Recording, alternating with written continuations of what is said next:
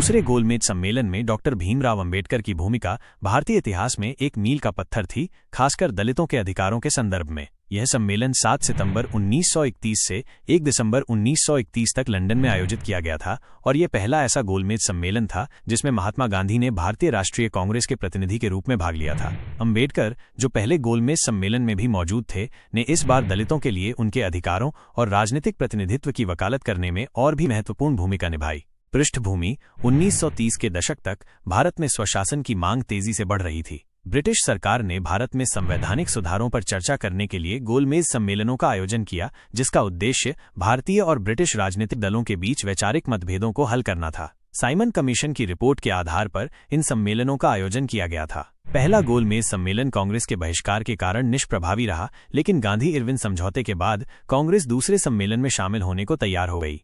अंबेडकर का प्रतिनिधित्व और उद्देश्य: डॉक्टर B.R. अंबेडकर ने इन सम्मेलनों में दलित वर्गों, जिन्हें अछूत या दबे हुए वर्ग कहा जाता था, के एकमात्र और प्रबल प्रतिनिधि के रूप में भाग लिया। उनका मुख्य उद्देश्य दलितों के लिए राजनीतिक अधिकार और सामाजिक न्याय सुनिश्चित करना था। वे यह सुनिश्चित करना चाहते थे कि भारत के भविष्य के संवैधानिक ढांचे में दलितों के हितों की पूरी तरह से रक्षा की जाए। उनका मानना था कि दलितों को केवल हिंदू समाज का हिस्सा मानकर उनके साथ हो रहे भेदभाव और शोषण को दूर नहीं किया जा सकता, बल्कि उन्हें एक अलग राजनीतिक पहचान और सुरक्षा की आवश्यकता है। मुख्य मांगें: दूसरे गोलमेज सम्मेलन में अंबेडकर ने दलितों के लिए कई महत्वपूर्ण मांगें रखीं, जिनमें सबसे प्रमुख थीं पृथक निर्वाचन मंडल, सेपरेट इलेक्टोरेट्स की मांग। उनकी मुख्य मांगें इस प्रकार थीं। 1. पृथक निर्वाचन मंडल। अंबेडकर का मानना था कि दलितों को अपनी स्वतंत्र राजनीतिक आवाज उठाने और अपने प्रतिनिधियों का चुनाव करने के लिए पृथक निर्वाचन मंडल आवश्यक है। उनका तर्क था कि सामान्य निर्वाचन क्षेत्रों में सवर्ण हिंदू मतदाता दलित उम्मीदवारों को चुनेंगे जो उनके हितों की रक्षा नहीं करेंगे। 2. सरकारी सेवाओं में आरक्षण। उन्होंने सरकारी नौकरियों और प्रशासन में दलितों के लिए पर्याप्त प्रतिनिधित्व की मांग की ताकि उन्हें मुख्य धारा में लाया जा सके और भेदभाव को कम किया जा सके। 3. विधानमंडलों में पर्याप्त प्रतिनिधित्व। अंबेडकर ने केंद्रीय और प्रांतीय विधानसभाओं में दलित वर्गों के लिए पर्याप्त सीटों के आरक्षण की वकालत की। 4. सामाजिक समानता और नागरिक अधिकार। उन्होंने अस्पृश्यता को समाप्त करने और दलितों के लिए समान नागरिक अधिकार स्थापित करने की मांग की। उनका ये भी कहना था कि सवर्ण हिंदुओं द्वारा दलितों के बहिष्कार को एक अपराध घोषित किया जाए। 5. विशेष विकासात्मक योजनाएं। दलितों की अन्य कठिनाइयों को दूर करने और भेदभाव की नीति तथा उनके हितों की उपेक्षा से उनकी विशेष विकासात्मक योजनाओं द्वारा रक्षा की जाए। गांधी अंबेडकर टकराव। दूसरे गोलमेज सम्मेलन में डॉक्टर अंबेडकर और महात्मा गांधी के बीच दलितों के लिए पृथक निर्वाचन मंडल के मुद्दे पर गंभीर मतभेद उभरकर सामने आए। गांधी जी, जो एक अखिल भारतीय नेता के रूप में उपस्थित थे, का मानना था कि पृथक निर्वाचन मंडल हिंदू समाज को विभाजित करेगा और इससे सामाजिक एकता को नुकसान होगा। वे मुसलमानों और सिखों के लिए अलग निर्वाचन क्षेत्र स्वीकार करने को तैयार थे, लेकिन दलितों को हिंदुओं से अलग अल्पसंख्यक दर्जा देने के पक्ष में नहीं थे। गांधी जी ने दलितों को हरिजन, ईश्वर के बच्चे कहा और तर्क दिया कि उन्हें हिंदू समुदाय के भीतर ही सुधार और समानता मिलनी चाहिए।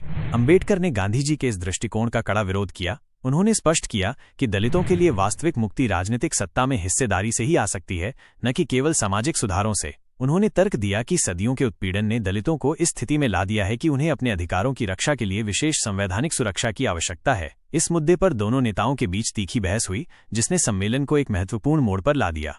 परिणाम और सांप्रदायिक अधिनिर्णय, कम्युनल अवार्ड।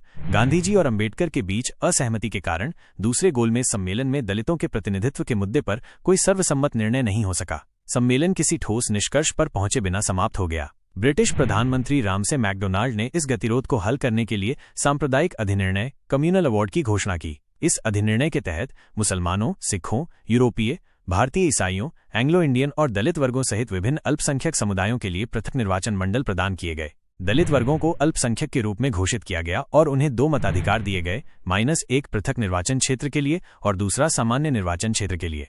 गांधी जी ने सांप्रदायिक अधिनिर्णय के दलितों के लिए पृथक निर्वाचन मंडल वाले हिस्से का कड़ा विरोध किया और इसके खिलाफ पुणे की यरवदा जेल में आमरण अनशन शुरू कर दिया। उनके जीवन को खतरे में देख अंबेडकर पर गांधी जी के साथ समझौता करने का भारी दबाव पड़ा। पूना समझौता, पूना पैक्ट। अंबेडकर ने अंततः गांधी जी के साथ पूना समझौता, पूना पैक्ट पर हस्ताक्षर किए, जो 24 सितंबर 1932 को हुआ था। इस समझौते के तहत अंबेडकर ने दलितों के लिए पृथक निर्वाचन मंडल की मांग को त्याग दिया। इसके बदले में केंद्रीय और प्रांतीय विधानमंडलों में दलित वर्गों के लिए आरक्षित सीटों की संख्या बढ़ा दी गई। प्रांतीय विधानमंडलों में दलितों के लिए आरक्षित सीटों को 71 से बढ़ाकर 147 कर दिया गया और केंद्रीय विधानमंडल में कुल सीटों का 18% आरक्षित किया गया। ये समझौता दलितों के लिए संयुक्त निर्वाचन मंडल और आरक्षित सीटों के सिद्धांत पर आधारित था। अंबेडकर की भूमिका का महत्व।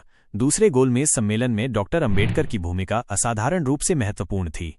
दलितों की आवाज। उन्होंने पहली बार अंतर्राष्ट्रीय मंच पर दलितों की समस्याओं और उनके अधिकारों को सशक्त रूप से प्रस्तुत किया। उन्होंने ये साबित किया कि दलित केवल हिंदू समाज का एक पिछड़ा वर्ग नहीं है, बल्कि एक अलग पहचान वाले समुदाय हैं जिनके अपने विशिष्ट हित हैं। स्वतंत्र राजनीतिक पहचान। अंबेडकर ने दलितों के लिए एक स्वतंत्र राजनीतिक पहचान स्थापित करने के लिए संघर्ष किया, जिससे उन्हें संवैधानिक सुरक्षा और राजनीतिक शक्ति प्राप्त हो सके।